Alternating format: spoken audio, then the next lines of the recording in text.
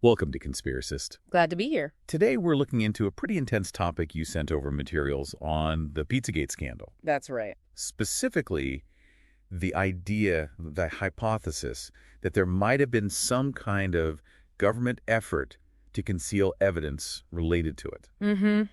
The cover-up narrative. Exactly. So we've got news reports, some analysis, online discussions, quite a range. A lot to unpack. Our goal here is really to objectively look at these claims, the ones in the sources, and the reasoning behind this cover-up idea. Sounds good. Where should we start? Let's start at the beginning, how this whole thing kicked off. The sources point to 2016. Right, during the election cycle. It emerged online, this false theory about a child sex abuse ring linked to prominent Democrats. And centered, bizarrely, on a pizza place in D.C., Comet Ping Pong. Yeah. And this all seemed to bubble up after WikiLeaks released emails from John Podesta, Hillary Clinton's campaign chair at the time. Correct. So what did your material show about that initial sort of online explosion? Well, what's striking is just how fast and wide it spread. Platforms like Twitter and Reddit were crucial. Right. You had the Pizzagate subreddit pop up. I remember seeing references to that. Yeah, and it got pretty big before Reddit banned it. Why the ban? For violating their policy against doxing, posting private information about people. Ah, okay. Which was happening to people connected to the restaurant. Exactly. So after the ban, the whole discussion just kind of migrated. Where to? Places like Vote, other less moderated forums. In the scale, you mentioned it spread wide. Oh, hugely. The sources mentioned the hashtag Pizzagate. It was apparently used in over 1 million tweets just in November 2016. Wow.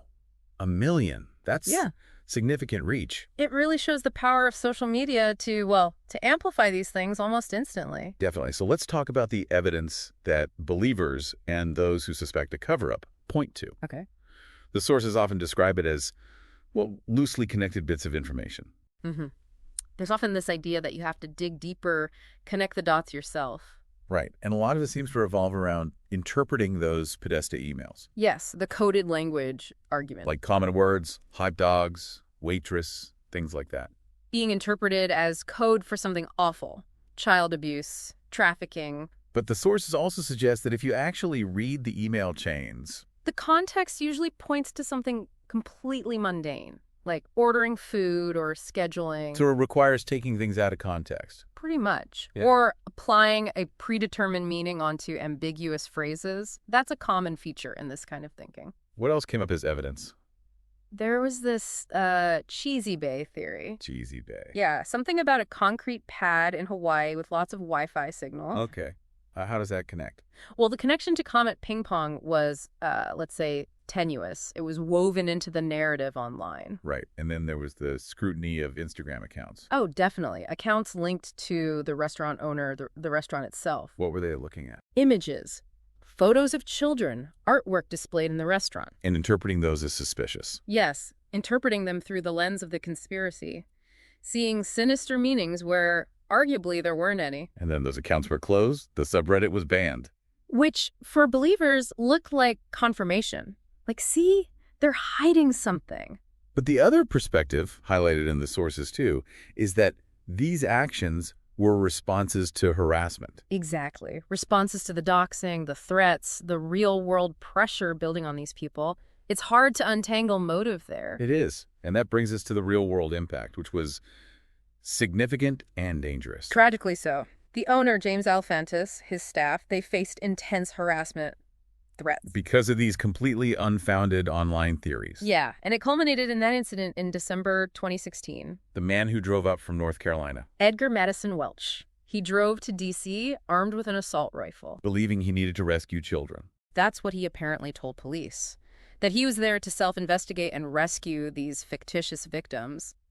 And he fired the weapon inside the restaurant. Yes. Luckily, no one was physically injured by the gunfire, but he discharged the rifle inside Comet Ping Pong. Just terrifying for everyone there. Absolutely. He was arrested, of course. And sentenced. Yes. The sources say he got 4 years in prison. There's also a more recent tragic update in some of the materials. Yes. Apparently, Welch was killed by police during a traffic stop in January 2025. A really grim endnote to his involvement. A very grim coda. Oh. And it wasn't just Comet Ping Pong affected, was it? No, the threats spread. Other businesses, individuals, even loosely connected to the initial target started getting harassed too. And there was another case mentioned. A man in Louisiana, I believe, arrested for making new threats related to Pizzagate, even after the initial frenzy. So it showed persistence. It really did. Which underscores how these things can take root. Which leads us back to social media and, well, misinformation. It's central to the whole story, isn't it? Pizzagate is almost a case study in how fast false information can spread online. Amplified by certain actors. Definitely. Sources point to fake news sites, but also individuals with big online followings. Like Alex Jones. He was mentioned, yeah.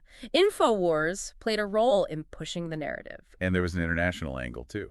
Interesting point from the sources, yeah. A pro-Erdogan journalist in Turkey apparently amplified the theory quite a bit. Why?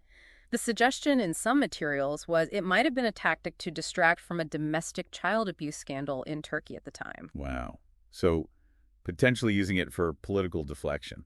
It adds another layer. And then there's the potential Russian interference angle from the 2016 election. How's that fit in? The idea, based on intelligence assessments discussed in some sources, is that Russian actors used social media to sow division, and amplifying divisive conspiracy theories like Pizzagate could have been part of that strategy. So multiple factors potentially contributing to its spread and resilience. Absolutely. And even after major news outlets, fact-checkers debunked it. Which many sources we looked at did. Right. Even after that, it didn't just vanish. It morphed, right. Connected with QAnon. Exactly. It sort of merged into that larger, evolving conspiracy ecosystem. It showed real staying power. And even very recently, there have been resurgences. The sources mentioned Elon Musk boosting it on X, which apparently led to big spikes in posts about it again. So it's still out there, bubbling under the surface, or sometimes right on top. Which makes the question of a government cover-up, the one we started with, even more pertinent for those who believe. Right. Let's focus squarely on that now. The core hypothesis, government concealment. All right. Law enforcement investigated the shooting. Welch was prosecuted. But there's been no official government confirmation of the underlying conspiracy claim. No validation of the sex trafficking ring story, correct? And it's this lack of confirmation combined with the theory's persistence and the harm it caused that seems to fuel the cover-up idea for some. That seems to be the logic presented. It often connects to a deeper distrust. Distrust of? Mainstream media, government institutions generally. If they aren't confirming it, maybe it's because they are hiding it. That's the line of thought. But is that logical leap sound? Does the absence of proof for the conspiracy automatically become proof of a cover-up? That's the critical question, isn't it? The sources arguing against the cover-up point out that there was never credible evidence for the initial claims in the first place. The claims of child trafficking at the pizzeria. Right. If there's no actual crime of that nature happening, then there's nothing to cover up. The lack of confirmation isn't concealment, it's just reality. So the cover-up hypothesis kind of depends on believing the original conspiracy was true. It seems entirely predicated on that, based on the materials. Without proof of the first, the second doesn't really stand on its own. And as we discussed, the evidence for the original conspiracy relied heavily on interpreting ambiguous things. Coded language, symbols, tenuous connections, stuff that doesn't meet a standard burden of proof. So while the impact was undeniably real and harmful, Terrible impact, yes. the idea of an intentional government effort to hide the truth of Pizzagate seems, based on the available information in these sources, to lack independent, verifiable evidence of a cover-up itself. It appears to be an interpretation layered on top of the original debunked conspiracy, largely driven by that pre-existing distrust and the lack of official validation for something that wasn't proven true. Okay, so wrapping this up then.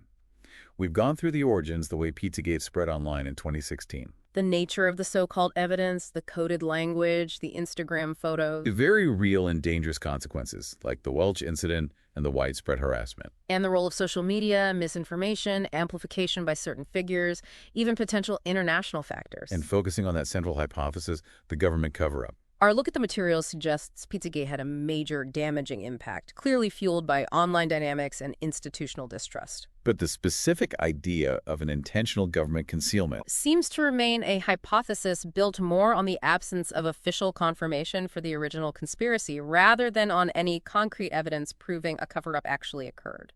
a complex and cautionary tale about information in the digital age. Definitely. Thanks for listening to Conspiracist.